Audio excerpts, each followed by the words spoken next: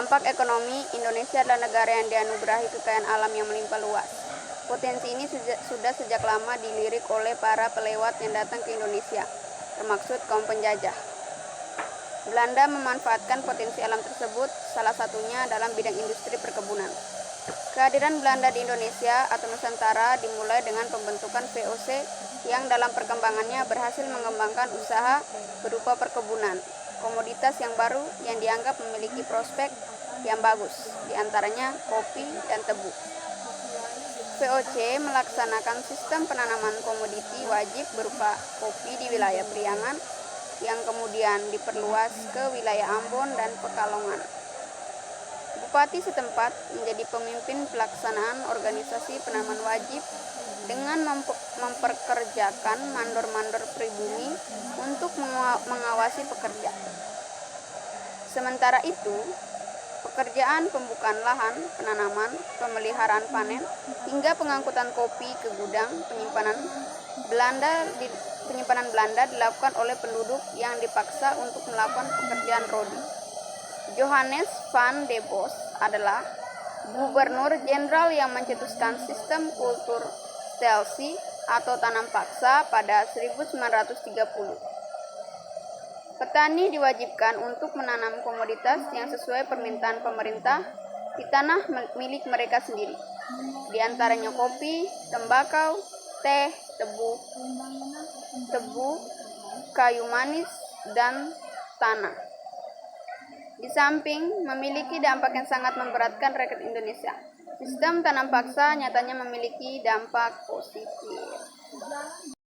1. Urbanisasi dan pertumbuhan kota. Urbanisasi sendiri adalah pergeseran populasi dari daerah pedesaan ke perkotaan, perluasan daerah pertanian dan industri perkebunan diikuti oleh melonjaknya jumlah penduduk dan menyebabkan penyebaran daerah pemukiman yang lebih luas.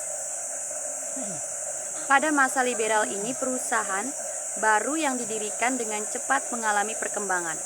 Oleh karena itu, perusahaan membutuhkan banyak personil dan tenaga kerja ahli.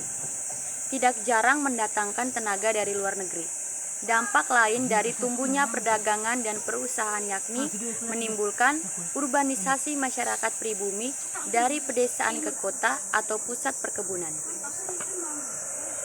Hal tersebut didorong oleh faktor berkurangnya lahan pertanian yang mengakibatkan peningkatan kaum miskin di wilayah pedesaan. Pertumbuhan industri dan perkebunan berhasil melahirkan kota-kota pesisiran seperti Tuban, Gresik, Batavia, Surabaya, Semarang, dan Banten.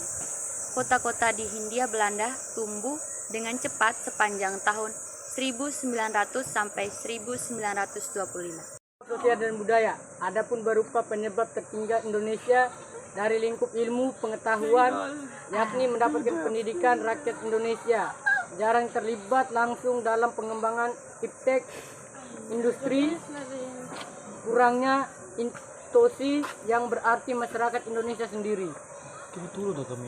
Masyarakat bersemangat pada persenjataan modern dari penjarang hingga persenjataan yang berat teknologi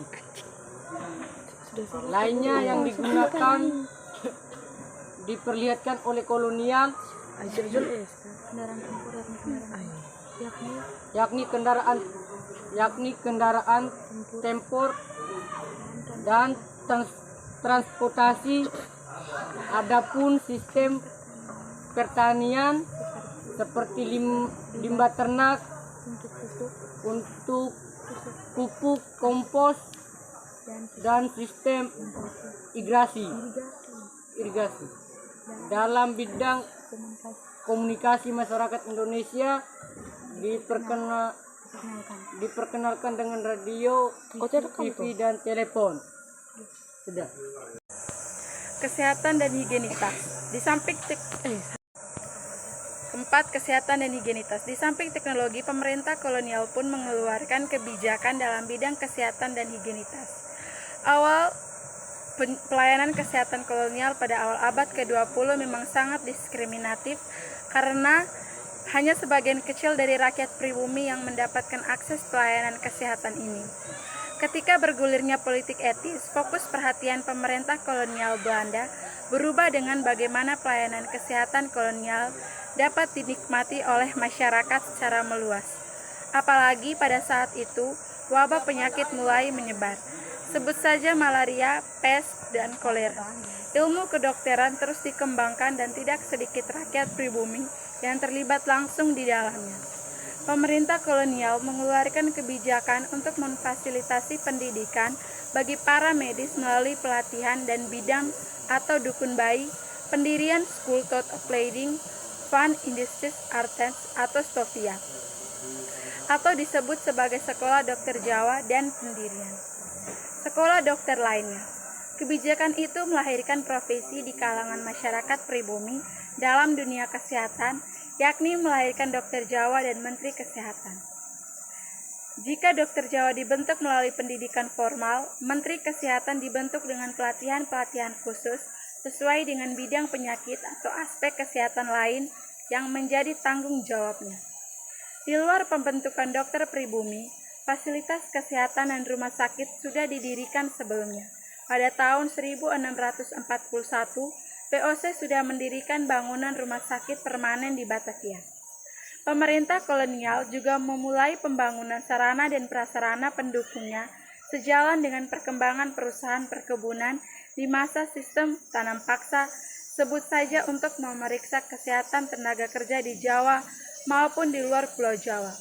Diadakan pembangunan rumah sakit perusahaan perkebunan, pertambangan, dan pelayaran.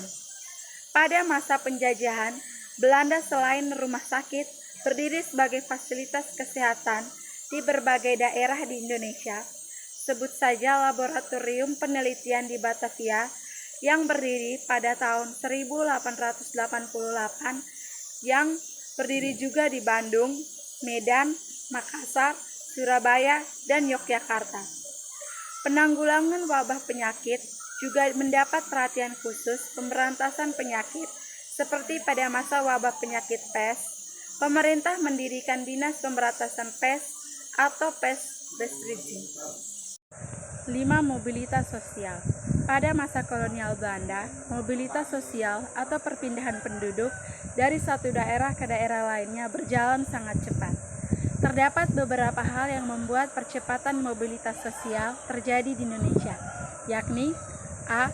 Pembangunan sarana dan prasarana di jaringan infrastruktur transportasi, di antaranya jalan kereta api, jalan raya, sarana dan prasarana pelabuhan.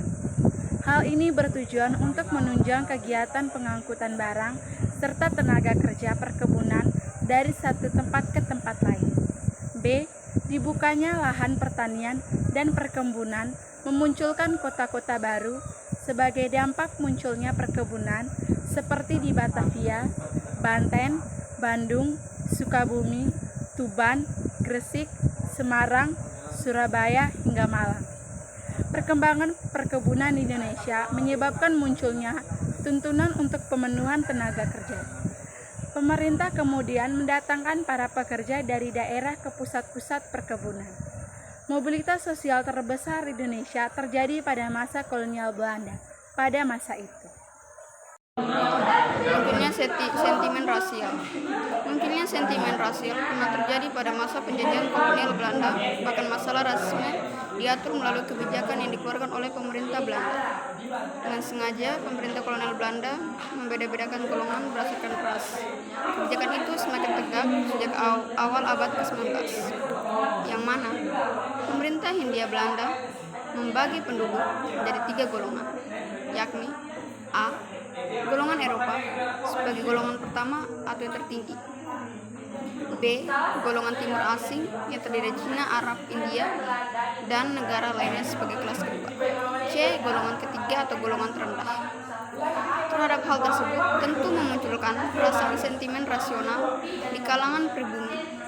Sebagian golongan ini mendorong suatu gerakan untuk melawan kebijakan rasional tersebut pada 13 Juli 1919. Orang-orang Indo campuran Eropa atau pribumi atas prakarsa Karl Jalbert membentuk Indo-Eropa. Wentworth sendiri adalah golongan yang ingin menuntut hidup mereka dipermudah dan melawan sikap praktis dari orang-orang Belanda. Totok, karena orang-orang Indo pun bisa dibilang hanya separuh beruntung. Mereka terkadang tidak diterima di kalangan pribumi dan ditolak oleh kalangan Belanda Totok. Namun pada kenyataannya mereka lah yang bersikap rasis pada pribumi. Mereka dianggap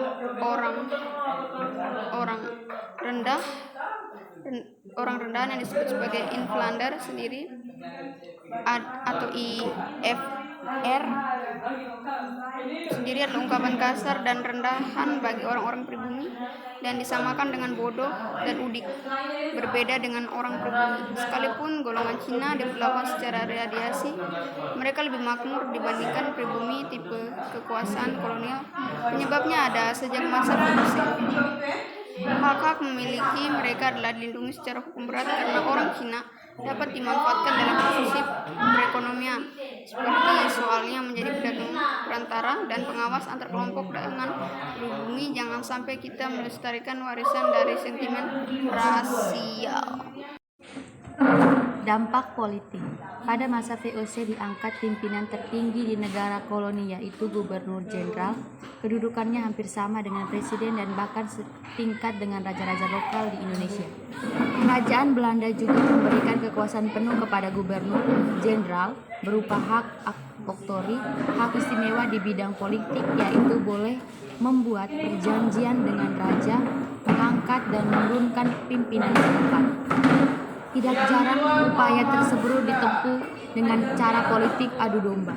Memasuki abad ke-20, Belanda menerapkan kebijakan politik etis atau politik balas budi pada tahun 1901 untuk memperbaiki pendidikan di Indonesia. Perkembangan inilah yang kemudian melahirkan golongan cendekiawan. Untuk melawan penjajah, bangsa Indonesia menyadari bahwa rakyat harus bersatu untuk perjuangan yang bersifat nasional. Inilah yang dikenal sebagai masa pergerakan nasional.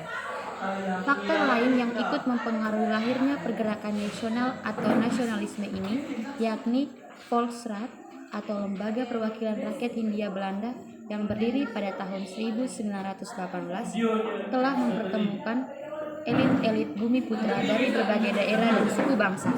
Hubungan di antaranya mereka dalam lembaga tersebut terutama oleh adanya berbagai diskriminasi dari pihak Belanda telah menumbuhkan